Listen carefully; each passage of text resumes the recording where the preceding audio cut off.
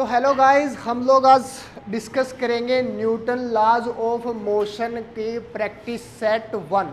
तो practice set 1 में जैसा कि आपको पता है कि हम लोगों ने theory Newton's laws of motion की हम लोग डिस्कस कर चुके हैं, उसी के ऊपर बेस्ड हमारे क्वेश्चंस होंगे।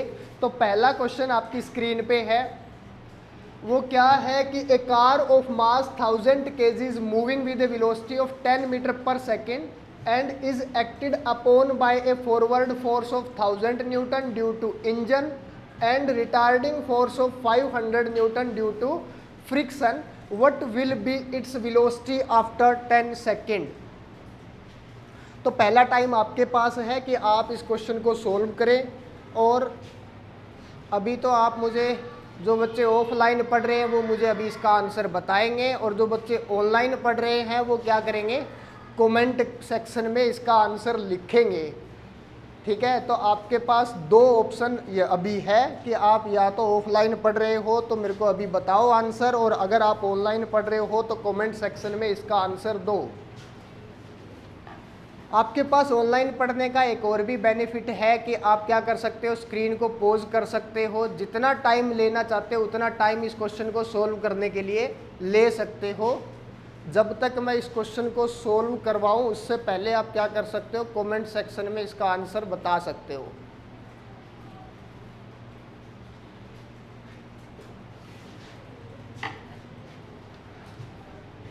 तो हमें सबसे पहले देखो क्या देखना है इस क्वेश्चन में, आपको क्या बताना है, आपको बताना है what will be its velocity after 10 second. अगर आपको वेलोसिटी बतानी है तो उससे पहले आपको क्या भी पता होना चाहिए, वेलोसिटी से पहले आपको पता होना चाहिए एक्सेलरेशन। जब एक्सेलरेशन पता चलेगा तभी वेलोसिटी निकाल पाओगे इस क्वेश्चन में, क्योंकि हमें इनिशियल वेलोसिटी पता होगी। ठीक है, इनिशियल वेलोसिटी क्या होगी, ये रेस्ट पे होगी, यानी इनिशियल वेलोसिटी आपकी क्या रहेगी, 0। हमें टाइम का पता है कि t कितना है, 10 सेकेंड, और हमें यह भी पता है कि v = u + at होता है। अब इन सभी चीज़ों में हमें v तो फाइंड आउट ही करना है, u हमारे पास है, t भी हमारे पास है, तो हमें फाइंड आउट क्या करना है, a। तो पहला स्टेप हमारा होना चाहिए कि इसका एक्सेलरेशन कितना होगा, हमें ये निकालना है। एक्सेलरेशन किससे निकलेगा, फोर्स गिवन है। अगर फोर्स गिवन है तो F = क्या होता है, मास इंटू एक्सेलरेशन ना, F = मास इंटू एक्सेलरेशन। अब इस ऑब्जेक्ट में जो एक्सेलरेशन आएगी वो कौन से फोर्स से आएगी, देखो दो फोर्स लग रहे हैं ना। एक कार है, मास उसका 1000 kg है, देखो ये जैसे कार है, इसका मास है 1000 kg, इसके ऊपर दो फोर्स काम कर रहे हैं। एक तो इसका इंजन चल रहा है, उसकी वजह से इस पर एक फोर्स लग रहा है 1000 न्यूटन का, और एक दूसरा भी फोर्स इस पर लग रहा है रिटार्डिंग फोर्स। ये कुछ भी हो सकता है, ड्यू टू एयर या ड्यू टू फ्रिक्शन। अच्छा, गिवन है ड्यू टू फ्रिक्शन है, वो कितना है, 500 न्यूटन। तो अब जो एक्सेलरेशन आएगी वो किससे आती है, एक्सेलरेशन हमेशा नेट फोर्स से आएगी। एक्सेलरेशन हमेशा किससे आएगी, नेट फोर्स से। अगर नेट फोर्स 0 हो जाएगा तो एक्सेलरेशन भी क्या हो जाएगी, 0। ठीक है, तो अगर नेट फोर्स की वैल्यू कुछ देख लो यहाँ पे कितनी होगी, 1000 न्यूटन फोर्स लग रहा है अपवर्ड डायरेक्शन, फॉरवर्ड डायरेक्शन में, और 500 न्यूटन फोर्स लग रहा है बैकवर्ड डायरेक्शन में। तो नेट फोर्स फॉरवर्ड डायरेक्शन में कितना हुआ, 1000 न्यूटन माइनस 500 न्यूटन, अरे इतना ही होगा ना। तो फोर्स, जो नेट फोर्स हमारे पास निकल के आया वो कितना आया, 500 न्यूटन। ठीक है, और ये 500 न्यूटन किसके इक्वल होगा, मास इंटू एक्सेलरेशन के। अब आपको मास भी गिवन है, मास कितना है, 500 = मास है 1000 kg इंटू में a। सही है, तो a = क्या होगा, 500 अपॉन में 1000 kg, जीरोज से जीरोज कैंसल, 1 और 2, 1/2 यानी कि 0.5 मीटर पर सेकेंड स्क्वेयर। अब आपको इसकी वेलोसिटी बतानी है। अब हमारे पास शुरू में जो हमने इक्वेशन लिखी थी वो क्या थी, v = क्या है, u + at। v find out करना था, u 0 था, a की वैल्यू पता चल गई कितनी है 0.5, t की भी वैल्यू हमें पता है कितनी है 10 सेकेंड। तो v इज इक्वल टू क्या होगा 5 मीटर पर सेकेंड। क्या मेरे से पहले इसका आंसर निकाल लिया था आप लोगों ने? 1 2 और भी कोई है? 3 4 5 6 7 8 9 बस। ठीक है, तो ये बहुत ज़्यादा मुश्किल क्वेश्चन नहीं था, बहुत ही बेसिक सा क्वेश्चन था। अगर आप थोड़ा सा ध्यान से देखते तो आप सब लोग इसको सोल्व कर लेते। सेकंड क्वेश्चन देखो, इसका हर एक बच्चे का आंसर चाहिए मुझसे पहले भाई। इस क्वेश्चन का आंसर आप सभी को मुझसे पहले निकाल लेना है, और आप जब मुझे बताओगे कि इसका आंसर इतना है तभी हम इसको सोल्व करेंगे। A bullet of mass 0.04 kg moving with a speed of 90 meter per second enters a heavy wooden block and is stopped after a distance of 60 centimeter. What is the average resistive force exerted by the block on the bullet? ऐसा क्या? इस question में initial velocity given है हमें। अरे initial velocity तो given है 1000 kg is moving with a velocity of 10 metre per second. तो यहाँ पे हमें इनिशियल वेलोसिटी क्या लेनी पड़ेगी 10, इनिशियल वेलोसिटी 10, तो ये आंसर कितना हो जाएगा 15 मीटर पर सेकेंड। ठीक है, तो जैसी गलती मैंने की है कि क्वेश्चन को ध्यान से नहीं पढ़ा, वैसी गलती प्लीज़ आप मत कीजिएगा, वरना ऑप्शन में आपको 5 भी मिलेगा, आप 5 को टिक करोगे और कॉन्फिडेंस में भी आ जाओगे कि हमारा तो सही है, हमें नंबर मिलेंगे 4, और वही एक क्वेश्चन आपके 5 नंबर की ऐसी तैसी कर देगा। एक कटे भी तो गा, 4 आप जिसकी उम्मीद कर रहे थे वो, प्लस में वो आपने गलत किया एक वो, यानी आपके 5 नंबर कम।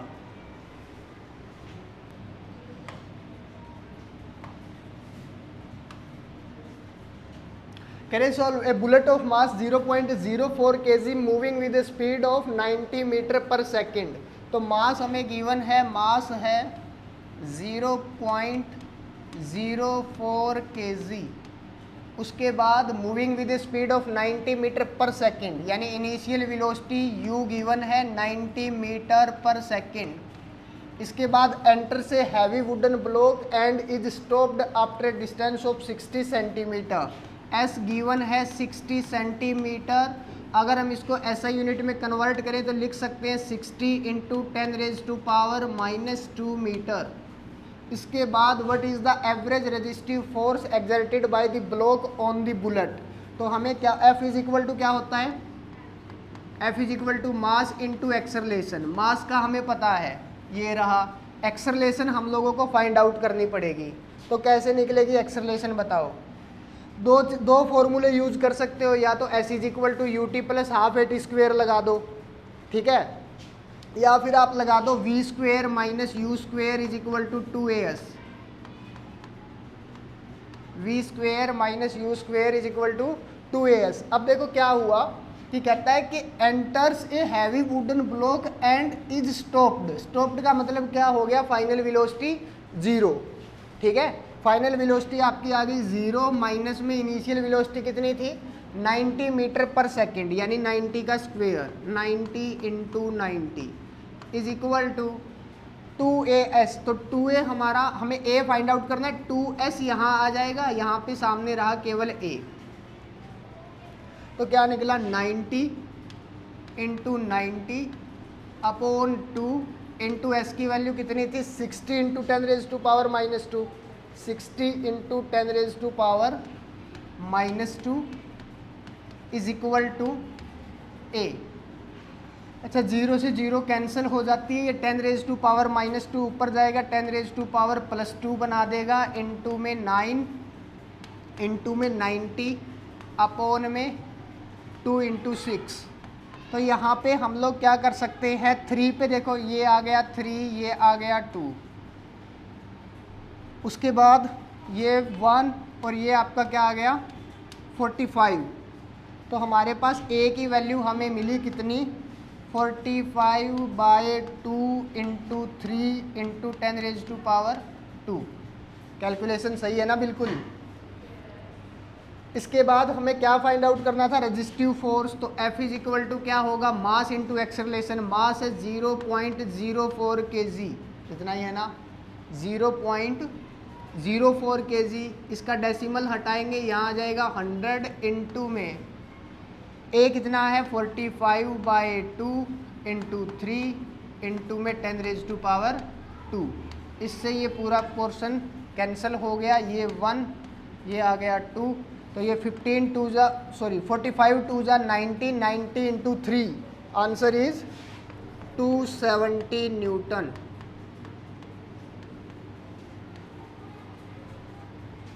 ठीक है, अब किस किस बच्चे का मुझसे पहले ये आंसर आ चुका था 270 न्यूटन। ये वैसे ही झूठे हाथ तो नहीं उठा रहे तुम लोग, चलो सही है। Next question, a particle moves in the XY plane under the action of force F such that the components of its linear momentum P at any time t are Px is equal to 2x cos t, Py is equal to 2 sin t, find the angle between F and P at time t। देखो करना क्या है, approach आपको क्या लगानी है, आपको F और P के बीच में क्या फाइंड आउट करना है, एंगल। जब भी आपको दो वेक्टर के बीच में, momentum is a vector quantity, force is a vector quantity, अगर दो वेक्टर्स के बीच में अगर आपको एंगल फाइंड आउट करना है तो आप प्रोडक्ट रूल का यूज कर सकते हो। कौन सा प्रोडक्ट, या तो डॉट प्रोडक्ट या फिर क्रॉस प्रोडक्ट। ठीक है, उससे आपको क्या आइडिया हो जाएगा कि इन दोनों के बीच का एंगल क्या है, क्योंकि उसका कुछ मैग्नीट्यूड निकल के आएगा ना, उसका कुछ मैग्नीट्यूड जैसे आ गया 1/2, 1/2 तो नहीं बनेगा, जैसे 0 आ गया। ठीक है, डॉट प्रोडक्ट कर रहे हो 0 आ गया, तो आपको क्या पता चल गया कि इनके बीच का एंगल 90 डिग्री है, because A B cos theta cos 90 is equal to 0।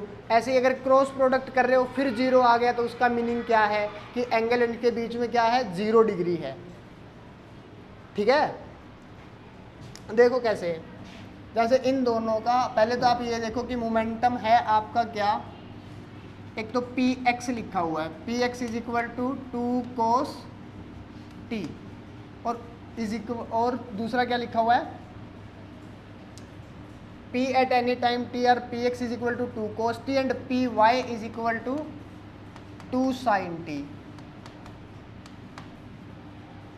सही है। अब देखो Fx निकालो, Fx क्या होगा, d ऑफ dp/dt होता है ना, अरे Fx क्या होगा, dp/dt, तो ये क्या बन जाएगा 2 cos t अपॉन में dt। और ऐसे यहाँ पे तुम लोग Fy निकालोगे, वो क्या बन जाएगा, d/dt ऑफ 2 sin t। चलो इनका डेरिवेटिव कर दो, Fx और Fy निकल जाएगा। 2 cos t का डेरिवेटिव क्या होगा, कौन सा रूल कौन सा लगेगा इसमें, 2 cos t,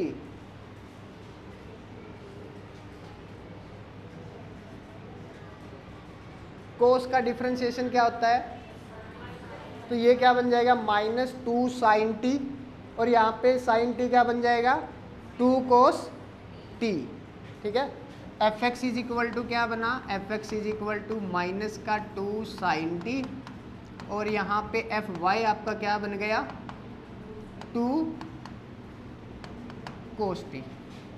ठीक है, अब देखो इसको वेक्टर फॉर्म में लिखेंगे, Fx इतना है, तो इसको अगर आप एक वेक्टर फॉर्म में F को लिखो तो क्या लिखोगे, जो x पे चला उसके पीछे i कैप, और जो y पे चला उसके पीछे j कैप। तो इसको मैं क्या लिख सकता हूँ, -2 sin t i cap plus में क्या लिखूँ 2 cos t j कैप।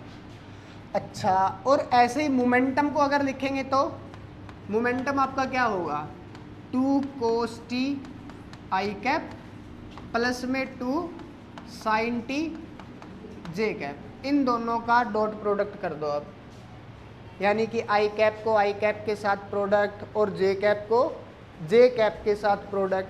उसके बाद जो रिजल्टेंट तुम्हारा देखो कितना आता है।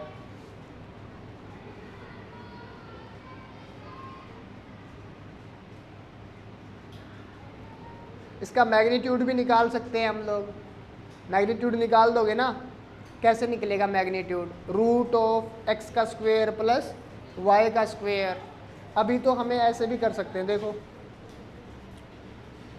डॉट प्रोडक्ट करोगे F dot B,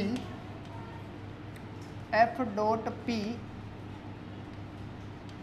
is equal to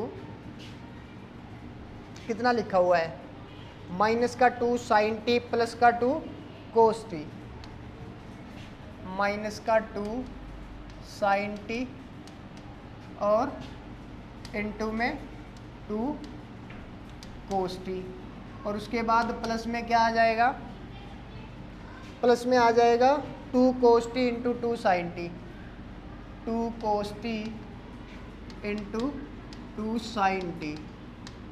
सही है, डॉट प्रोडक्ट आता है।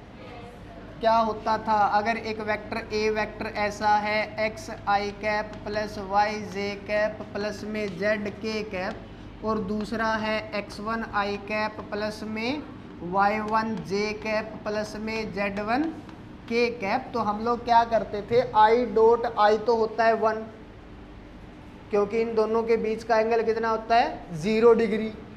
आई डॉट जे क्या हो जाता है 0, बिकॉज इन दोनों के बीच का एंगल क्या होता है 90 डिग्री।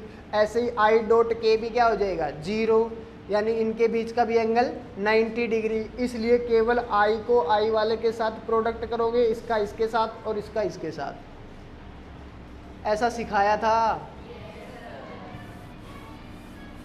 तो एफ डॉट पी हमें क्या मिला, एफ डॉट पी हमें मिला -4 sign T cos t plus में 4 कोस टी साइन टी। क्या इन दोनों का प्रोडक्ट, क्या इन दोनों का प्रोडक्ट 0 हो रहा है? -4 sign T cos t plus 4 cos t sign T एक दूसरे को क्या कर देंगे, कैंसल कर देंगे। हमें इनका डॉट प्रोडक्ट मिल जाएगा 0, यानी हमें पता चल गया कि अगर f डॉट p 0 है, इसका मतलब क्या है, magnitude of f into magnitude of p cos theta वो किसके इक्वल है 0 के इक्वल, यानी कोस थीटा हमारा किसके इक्वल आ गया 0 के। तो थीटा इज इक्वल टू क्या है, means that angle between p and f is 90 degree. अब तुम सबको समझ आ गया? क्या किया हम लोगों ने, पहले तो हमें गिवन क्या था, एक तो एक्स एक्सिस के ऊपर गिवन था कौन, मोमेंटम, दूसरा वाई एक्सिस पर मोमेंटम हमें पता था। हमने ये सीखा था कि किसी भी एक्सिस पर अगर हमें क्या करना है, फोर्स निकालना है, तो उसी एक्सिस के मोमेंटम को डिफरेंशिएट कर दो विद रिस्पेक्ट टू टी। तो हमने ऐसा ही किया, एफ एक्स भी निकाल लिया और एफ वाई भी निकाल लिया, इन दोनों को वेक्टर फॉर्म में लिखा। उसके बाद हमने डॉट प्रोडक्ट किया, डॉट प्रोडक्ट से हमें पता चला कि इन दोनों का डॉट प्रोडक्ट तो 0 आ रहा है। अगर डॉट प्रोडक्ट 0 आ रहा है मीन्स कि थीटा कितना है 90 डिग्री। किसी को कोई प्रॉब्लम? इसके बाद scooterist moving with a speed of 36 km/h sees a child standing in the middle of the road. He applies the brakes and brings the scooter to rest in 5 seconds, just in time to save child. Calculate the average retarding force on the vehicle if mass of the vehicle and driver is 300 kg. Scooter वाला scooter अपना ले जा रहा है आराम से 36 km/h की velocity से। अचानक रोड के बीच में बच्चा दिखाई देता है तो वो ब्रेक अप्लाई करता है। ब्रेक अप्लाई करने के बाद वो बच्चे को क्या कर लेता है, बचा लेता है, बच्चा बच जाता है, ठीक है, टकराता उसमें नहीं है स्कूटर। तो उसके बाद आपको क्या बताना है कि उन ब्रेक्स द्वारा जो फोर्स अप्लाई किया गया उस स्कूटर को रोकने के लिए वो कितना था। ठीक है, करो फिर।